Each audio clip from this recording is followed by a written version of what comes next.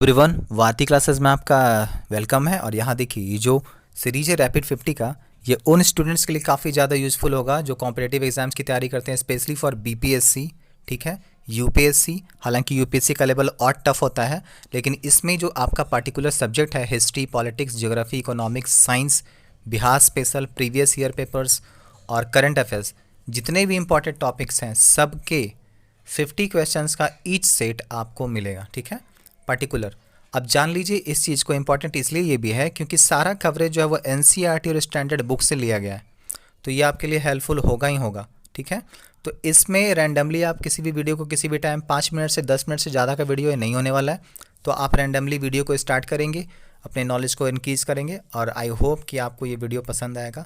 और कमेंट में आप अपने आंसर्स और जो अपना सुझाव है ज़रूर दीजिएगा। ओके, तो चलिए स्टार्ट करते हैं हम लोग अपना वीडियो। पहला क्वेश्चन है, भारत के उत्तरी विशाल मैदानों में किस प्रकार की मिट्टी पाई जाती है? जलोढ़ मिट्टी। ठीक है। क्वेश्चन 2 है, भाषा के आधार पर भारतीय राज्यों की पुनः संरचना किस वर्ष की गई थी? तो 1956, 1956 में। तीसरा, सामाजिक वानिकी का प्रमुख प्रयोजन क्या होता है? तो बड़े पैमानों पर वन रोपण। ठीक है। मृग तृष्णाएं दिखाई देती हैं उष्णकटिबंधीय रेगिस्तानों में। ठीक है।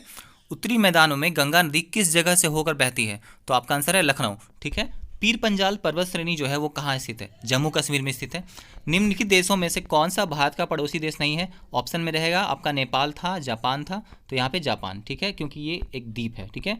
सलेम स्टील प्लांट कहाँ स्थित है? तो इसका आंसर है तमिलनाडु। ठीक है, सलेम स्टील प्लांट स्थित है आपका तमिलनाडु में। देश में बेरोजगारी बढ़ने का मुख्य कारण निम्नलिखित में से कौन सा है? तो जनसंख्या में तेज वृद्धि की स्पीड में, अगर रैपिड रेट से अगर बढ़ेगा पॉपुलेशन, तो आपका वो बेरोजगारी का कारण बनेगा। ठीक है ना। क्वेश्चन नंबर 10 में देखते हैं, समानता का अधिकार भारतीय नागरिकों के लिए क्या सुनिश्चित करता है? तो सामाजिक, धार्मिक और राजनीतिक समानता। ठीक है, जो हम लोग का राइट टू इक्वलिटी है वो यही प्रोवाइड करता है। ठीक है। 11 नंबर क्वेश्चन, संसदीय तंत्र में निम्नलिखित में से वास्तविक कार्यपालिका कौन है? तो मंत्रिपरिषद। ठीक है। संसदीय तंत्र में वह व्यक्ति प्रधानमंत्री चुना जाता है जो निम्न का नेता होता है। किसका नेता होता है? तो निम्न सदन में बहुमत दल का। निम्न सदन मतलब क्या? लोअर हाउस यानी लोकसभा। ठीक है। भारत में न्यायपालिका है, क्या है? स्वतंत्र है। भारत में यानी जुडिशरी पर किसी का भी कोई कंट्रोल नहीं है, ये इंडिपेंडेंट है। वातावरण में संघनन तब होता है जब तापमान ओसांक तक पहुंच जाता है। अब ये ओसांक क्या होता है? तो इस समय वायु का मतलब वायु का तापमान का ऐसा स्थिति जहां पर आर्द्रता बहुत ज़्यादा होती है, इसको ह्यूमिडिटी भी हम लोग बोलते हैं। ठीक है। आते हैं क्वेश्चन नंबर 15 की तरफ। ठीक है। वृष्टिपात का निम्नलिखित में से कौन सा प्रकार तड़ित तूफान की सशक्त संवहनी धारा से संबंधित है? तो ओला। ठीक है, इसका आंसर है ओला।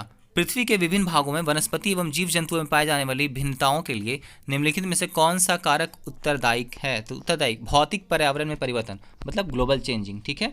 हिंदुस्तान एरोनॉटिक्स लिमिटेड निम्नलिखित में से क्या उत्पादन करती है? तो आपको साफ साफ दिख रहा है एयरक्राफ्ट। ठीक है।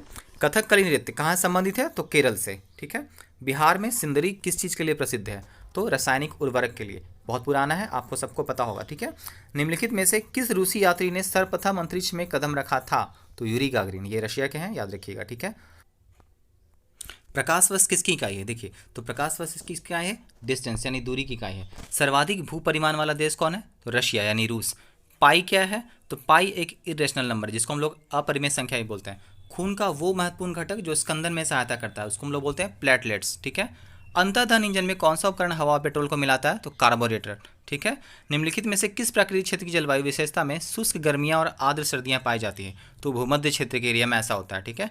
दो बड़े जलमार्गों को जोड़ने वाली लघु जलमार्ग को कहते हैं जलडमरूबद्ध। ठीक है। बृहस्पति और मंगल के बीच परिक्रमा करने वाले छोटे ग्रहों को क्या कहते हैं? क्षुद्र ग्रह। ठीक है। निम्नलिखित में से मानव शरीर के किस तंत्र द्वारा हार्मोन नियंत्रित होता है? अंतःस्रावी ग्रंथि, इसको एंडोक्राइन ग्लैंड भी कहा जाता है। ठीक है। निम्नलिखित में से कौन सा पार्थिव ग्रह कठोर सतह वाला नहीं है? बृहस्पति। ठीक है। नंबर 31। ठीक है। वाट प्रति घंटा इकाई है किसकी? तो ऊर्जा की इकाई है। ठीक है। यदि किसी कण का रैखिक वेग 2 गुना कर दी जाए तो उसकी गतिज ऊर्जा क्या हो जाएगी? चौगुनी हो जाएगी। देखिए, क्वेश्चन रिपीट हो गया है। किलोवाट पर आवर किसकी यूनिट है? तो ये भी ऊर्जा की यूनिट है। ठीक है, क्वेश्चन रिपीट हो गया है। निम्नलिखित में से किसे सह्याद्री पर्वत श्रृंखला का नाम से भी जाना जाता है? तो आंसर है पश्चिमी घाट। ठीक है। प्रतिध्रुव यानी एंटीपोल क्या होते हैं? तो वे स्थान जो व्यवसायिक रूप से पृथ्वी की सतह की विपरीत दिशा में होते हैं, मतलब इसका पोल नॉर्थ और उसका पोल नॉर्थ एक जगह नहीं होगा, दोनों अपोजिट डायरेक्शन में होगा। ग्रेट बैरियर रीफ, ये क्या है? प्रवाल रचना है। हिंद महासागर में निम्नलिखित में से कौन सा तूफान अन्य 3 की अपेक्षा निरंतर रूप में आता है? तो चक्रवात। ठीक है। बॉल पेन किस सिद्धांत पे काम करता है? तो गुरुत्वीय बल पे काम करता है, यानी ग्रेविटेशनल फोर्स पे। भारत में राष्ट्रीय आय के प्राकलन के लिए तैयार किए जाते हैं केंद्रीय सांख्यिकी संगठन द्वारा यानी CSO के द्वारा। भारत के प्रमुख वाणिज्य फसल कौन कौन से हैं? तो कपास, तिलहन, जूट और गन्ना। अब नेक्स्ट क्वेश्चन है, एक आदमी 10 मीटर से दूर साफ नहीं देख पाता तो वह किस रोग से ग्रसित है? तो निकट दृष्टि दोष यानी मायोपिया। हिमरेखा क्या है? तो एक ऊंचाई जिसके एक स्थान पर स्थायी रूप से बर्फ रहती है और पूरे वर्ष नहीं पिघलती। ठीक है। डेल्टा की सही परिभाषा निम्नलिखित में से कौन सी है? एक त्रिकोणीय संरचना या तटीय भूमि जिसका निर्माण समुद्र अथवा महासागर में तैरने वाली नदी की गाद के द्वारा होता है। ठीक है, चलिए, यानी कि सॉफ्ट जो मिट्टी होती है उसके द्वारा होता है। ठीक है।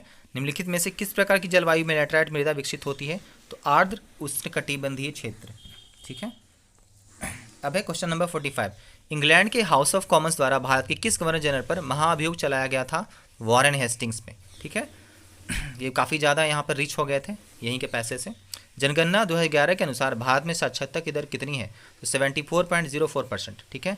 निम्नलिखित में से कौन सा स्थान भारत में पुर्तगालियों का मुख्यालय रहा था? गोवा। सबसे लास्ट में ये इंडिपेंडेंट हुआ था। निम्नलिखित में से कौन सी नियुक्ति भारत के राष्ट्रपति के अधिकार में नहीं है? तो लोकसभा का अध्यक्ष। मरकरी क्या है? तो ये एक द्रव्य धातु है, मतलब ये पहला ऐसा मेटल है जो लिक्विड स्टेट में पाया जाता है। भारत की पूर्वी तट पर स्थित पतन कौन सी है? पारादीप और हल्दिया। आई होप कि ये सीरीज आपको पसंद आई होगी। देखिए, हमने इसमें ऑब्जेक्टिव इसलिए इंक्लूड नहीं किया क्योंकि अगर सही आंसर पे आपका दिमाग स्टक हो जाता है तो फिर वहाँ पे ऑप्शन में आपको छांटने में प्रॉब्लम नहीं होगा। इसलिए हमने सीरीज को वन लाइनर बना दिया और डायरेक्ट आंसर ही पुट करने के लिए इसमें हम लोगों ने रखा। ठीक है, ओके, तब तक के लिए बाय, मिलते हैं नेक्स्ट सीरीज में।